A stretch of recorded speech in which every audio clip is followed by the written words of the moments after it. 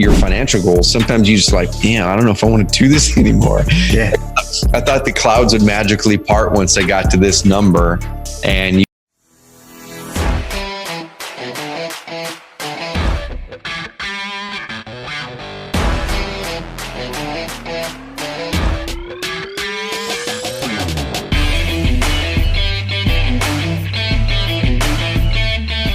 have you taken a little turn on you here?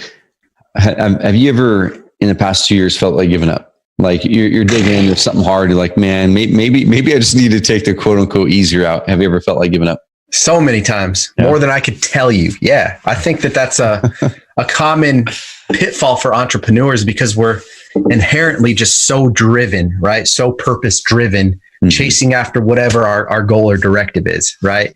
And I've realized that you cannot microwave success, right? Success does not come in your time. It comes in God's time, right? Yep.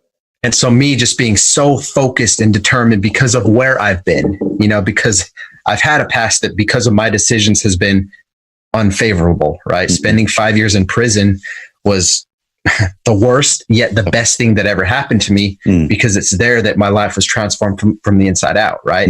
And now I have the tenacity to never give up because I'm just so focused on rewriting that narrative, and creating a life of purpose that not only inspires my family and those closest to me, but you can leave your footprint on humanity. Dude, so what do you? I want to dig into that a little bit, right? Because there's a lot of wholesalers, flippers, agents that are going to listen to this, and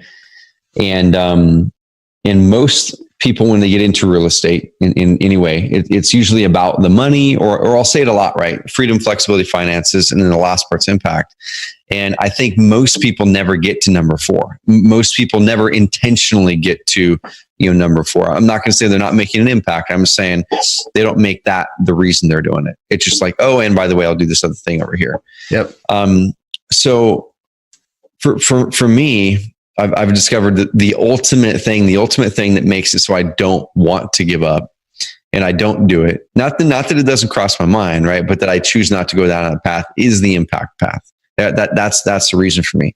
Because even when you're hitting your financial goals, sometimes you just like, damn, I don't know if I want to do this anymore. Yeah. I thought the clouds would magically part once I got to this number. And you get there and you discover it doesn't. And then you go into a mastermind or whatever it is, and there's someone else doing this, like 100,000 a month or whatever. You're like, well, I don't know, maybe that's it. Like maybe I need to do that, and then the clouds will part. And I can tell you, man, like at 100,000 a month, doesn't do it. At 250, at 500,000, at $800,000 a month, it doesn't do it. It's all about purpose. So for you, how are you baking purpose into what you do? Wow, that's a tough question. I would say focusing on where I want to go, right? And impact is huge with me as well. Like what story do I want to tell, right? Or what story do I want told after I'm gone? And I'm always thinking and beginning again with the end in mind. Where are we going? Not getting caught up on the hamster wheel of the daily hustle and bustle and, hammering through these activities so I can chase that dollar, but identifying where am I going? Where do I want to go? Right. And I love your epic planning, man. I'll sit on that every single year because it's huge. Like write out your 10-year plan, right? Your 5-year goals and reverse engineer that. Goal setting does not have to be overly complicated. Just figure out where you want to go and then create a plan step by step on how you plan to get there. That's simple.